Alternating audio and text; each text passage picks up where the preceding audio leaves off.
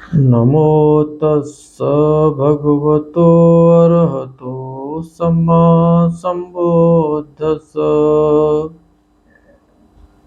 सभी धम्म मित्रों को सप्रेम नमो बुद्धा जय भीम। बौद्ध भारत में आपका स्वागत है। धम्म पदं का 10वां जो वर्ग है दंड बग्गो। आइए जानने की कोशिश करते हैं कि भगवान ने इन पदों में जो दंड वर्ग है कौन सी चर्चाएं और इसमें संग्रहित की हैं। 129वां जो शुरू होता है दंड वर्ग में, वहां से शुरू होता है। सब्बे तसन्ति दंडस्स सब्बे भायन्ति मच्चुनो अत्तानं उपमं कृत्वा न हनेय न घातये। सभी दंड से डरते हैं, सभी को मृत्यु से भय लगता है, अतः सभी को अपने जैसा समझ किसी की हत्या न करे और न हत्या करने के लिए प्रेरित करे। दोनों एक ही बात है। अगर प्रेरित कर दिया तो हमने ही हत्या की, दूसरे के द्वारा कराई तो हमने हत्या करी, अपने हाथ से कराई तो हमने हत्या करी, तो हमारी कोई हत्या न कर दे, हम कितने चिंतित रहते हैं, बड़े सावधान रहते हैं। इसीलिए सारे प्राणियों को अपनी तरह से समझना चाहिए। सब्बे तसन्ति दंडस्स सब्बे संजीवितं पियं अत्तानं उपमं कृत्वा न हनेय न घातये। सभी दंड से डरते हैं, जीवित रहना सबको प्रिय लगता है, अतः सभी को अपने जैसा समझकर न किसी की हत्या करे न हत्या करने के लिए प्रेरित करे। सुख कामानि भूतानि यो दंडेन विहंसति अत्तनो सुखमेशानो पेचसो न लभते सुखं।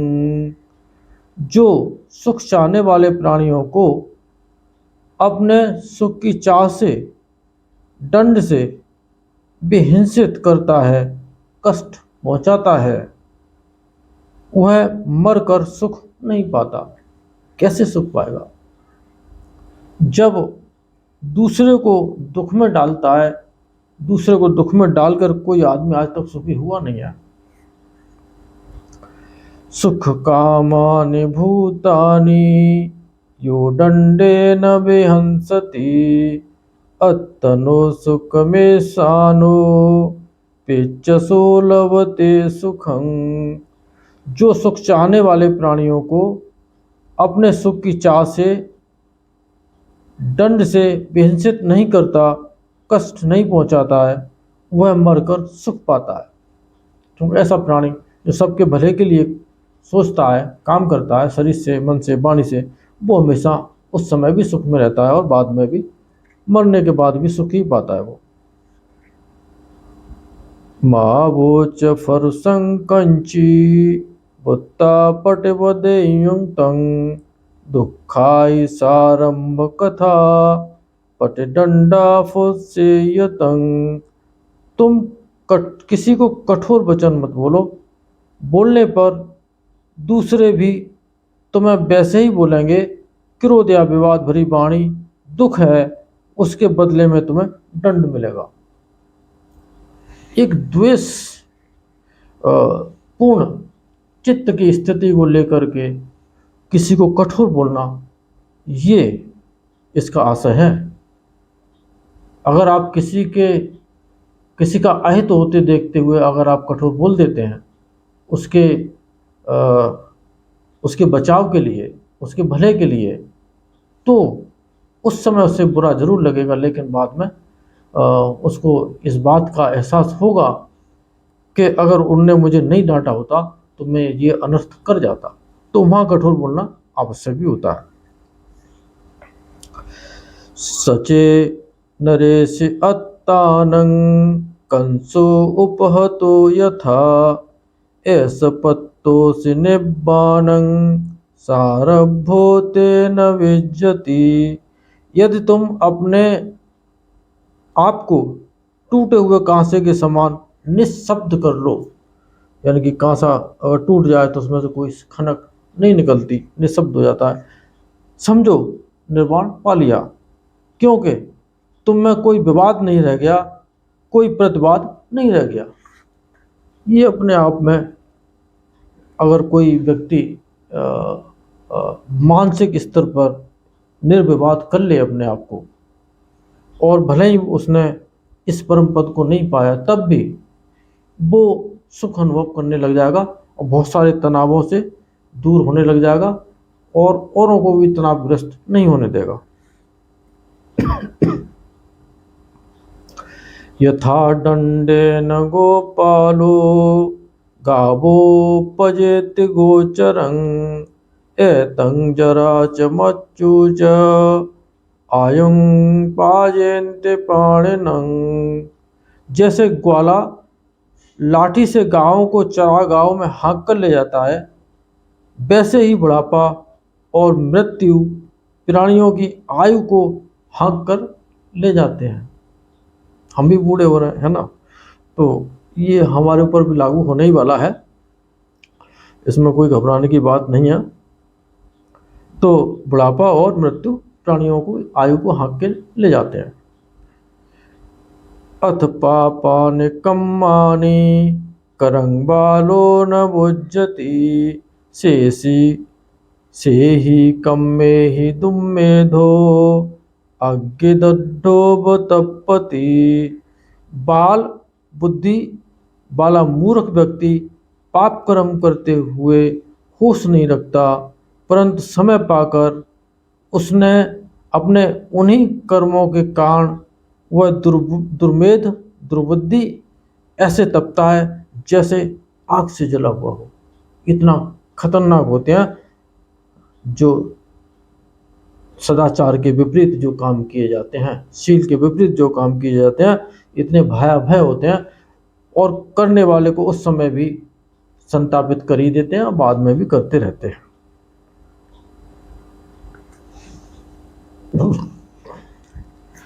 यो दंडेन अदंडेषु अपदुत्थेषु दुस्सति दशन्तमन्यन्तरं ठानं क्षिप्तमेव निगच्छति। जो दंड रहता हो 6 सर्गों को दंड से पीड़ित करता है या निर्दोषों को दोष लगाता है, उसे इन 10 बातों में से कोई एक बात शीघ्र होती है। कौन सी 10 है, इसकी अपनी एक गाथा है। उसके बाद वेदनं फरुसंज्ञानी शारीरस्य च भेदनं गरुकं वापि आबाधं चित्तक्षेप्यै च पापुणे। कौन सी 10 वेदनाएं? तीव्र वेदना यानी कि दुखद संवेदना चलती हैं शरीर में, हानि होती है, कोई अंग भंग हो सकता है, कोई बड़ा रोग हो सकता है, चित्त विक्षिप्त हो सकता है यानी कि पागल हो सकता है, उन्मादी हो सकता है, और राजतो वा उपसर्गं अभ खंदानं च दारुणं परिखंयजातीनं भोगानं च पभुंगरं। अब 6वीं बात से लेकर के 10 बातें यहाँ आती हैं। राजदंड भी उसको मिल सकता है, कड़ी निंदा, संबंधियों का विनाश, भोगों का क्षय, अथवा सस्य अगाराणि अग्गिडति पावको कायस्य भेदादुपन्यो निरयसोपपज्यति। इसके घर को आग जला डालती है, शरीर छूटने पर वह दुष्प्रग नरक में उत्पन्न होता है। ये 10 बातें होती हैं। किसके लिए, किस कर्म के करने पर ये 10 बातें, फिर से सुन लीजिए आप। जो छीणाश्रम है, जो दंड रहते हैं, क्योंकि वो कोई दोष कर ही नहीं सकते। जो छीणाश्रम होते हैं, अनंत अवस्था वाले व्यक्ति को छीणाश्रम कहते हैं। श्रोतापन्न से लेकर के और सक्रागामी, अनागामी, अनंत, इन अवस्थाओं के जो भिक्षु होते हैं, वो या अनागामी तक के गृहस्थ भी हो सकते हैं, वो लोग इनको कोई पीड़ित करता है या उनमें दोष नहीं होता है फिर भी उसको उनको दोष लगाता है, तब इन 10 बातों में से कोई ना कोई एक बात अवश्य घटेगी, तत्काल प्रभाव से घटेगी, ये निश्चित है। इसीलिए किसी को इस तरह से दोष लगाने से पहले 100 बार सोचना चाहिए।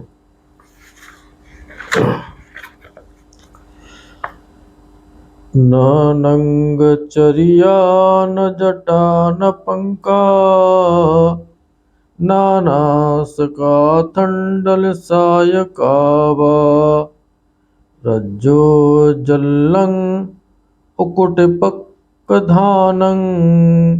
शोधयन्ति मंचं अवितन्नकंखं। ये थोड़ा बड़ा था, उस तरह से पढ़ा है। जिस मनुष्य के संदेह समाप्त नहीं हुए हैं उसकी परिशुद्धि न नंगे रहने से, न जटा धारण करने से, न कीचड़ लपेटने से, न उपवास करने से, न कड़ी भूमि पर सोने से, न कादा पोतने से और न उकड़ू बैठने से कुछ होती है। जिसके अंदर विकार बचे हैं वो इनमें से कोई भी एक काम करता है तो उसको कोई लाभ होने वाला नहीं है। अलंकतो चेपि समं चरेय संतो दंतो नियतो ब्रह्मचारी सब्बेषु भूतेषु निधाय दंडं सो ब्राह्मणो सो समणो स भिक्खु। वस्त्र आभूषण आदि से अलंकृत रहते हुए भी यदि कोई शांत, दांत, स्थिर, नियंत्रित ब्रह्मचारी है तथा सारे प्राणियों के प्रति दंड त्याग कर समता का आचरण करता है, वो ब्राह्मण है, वो भिक्षु है, वो श्रमण है।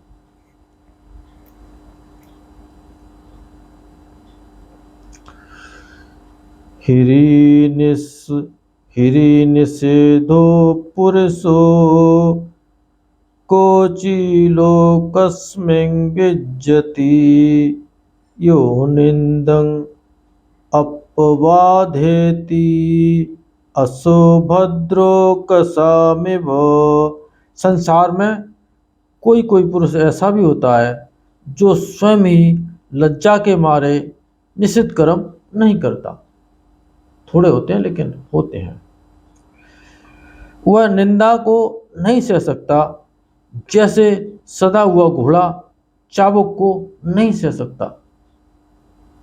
जिनको पाप कर्म करने में भय उत्पन्न होती है, उनको शर्म आती है, वो व्यक्तियों के बारे में भगवान ने आप प्रशंसा उनकी की है।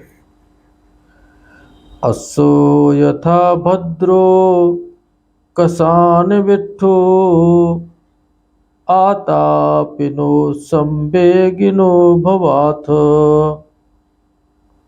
श्रद्धाय शीलेन च वीर्येण च समाधिना धम्म विनिच्छेय च संपन्न विद्याचरणा पतिस्सता जहिष्यथ दुःखमिदं अनपकं। क्या अर्थ है इसका? चाबुक खाए घोड़े के समान उद्योगशील और संवेगशील बनो, श्रद्धाशील, वीर, समाधि और धर्म विनिश्चय से युक्त हो, विद्या और आचरण से संपन्न और स्मृतिवान बनकर इस महान दुख समूह का अंत कर सकोगे।